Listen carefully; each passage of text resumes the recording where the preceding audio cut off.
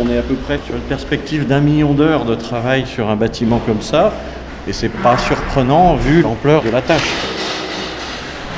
Donc voilà, nous arrivons dans le hall.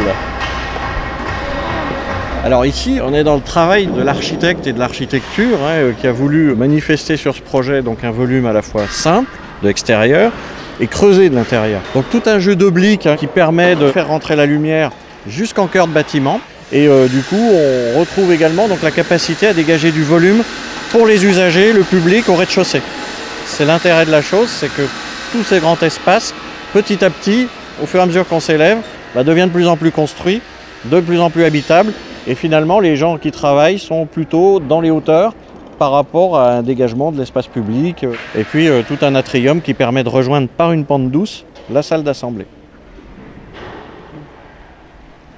Le concepteur graphique qui avait montré l'espace avant que ce soit construit, c'est plutôt bien débrouillé parce qu'on retrouve bien les volumes qu'on envisageait de percevoir par la promesse qui avait été faite, etc.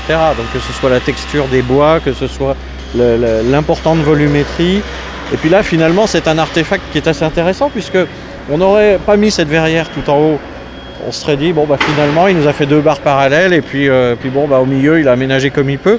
Alors que là, d'avoir mis du verre au-dessus, on arrive à avoir un espace intérieur qui devient un véritable espace de réception, une véritable capacité à faire des accueils publics, de grande quantité de personnes. Il faut bien que le rapport entre l'élu et le citoyen qui a contribué à son élection, en tout cas, permette de se rencontrer. Et puis d'autre part, maintenant, grâce aux démarches participatives, là, on est bien sur l'idée que des personnes puissent être sollicitées à tout moment pour pouvoir venir émettre un avis, participer à une consultation, venir regarder un peu comment ça se passe dans certains cas, puisqu'il y a des fois des espèces de portes ouvertes qui se font, etc., etc. Donc tout ce qui permet de se rapprocher du public. Et là, l'avantage, c'est qu'en plus, on est en plein milieu de Lyon, quoi.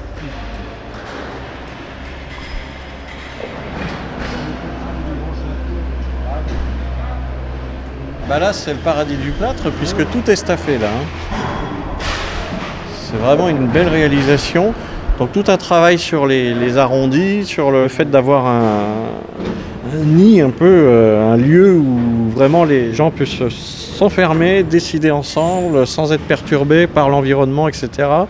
Et donc c'est vraiment cette demande qui est résolue là, donc avec une capacité d'accueil qui est importante, une très grande salle, mais qui à la fois préserve l'intimité pour pouvoir disposer, parler. Et normalement, ce qu'on a demandé, c'est de pouvoir également faire en sorte que des gens qui s'expriment, on va dire, de manière vocale normale, puissent le faire sans micro par rapport au président, par rapport à la tribune, de manière à pouvoir vraiment avoir tous les niveaux de dialogue, c'est-à-dire le niveau officiel, micro, enregistré, etc., les débats, même virulents, et même des fois, si on le souhaite, avec le public, et puis des capacités aussi à faire des animations. Et donc du coup, il y a vraiment matière à travailler dans cet espace, dans cet amphithéâtre. Donc là, on aura un tout, dans ce grand volume, on aura presque 600 places.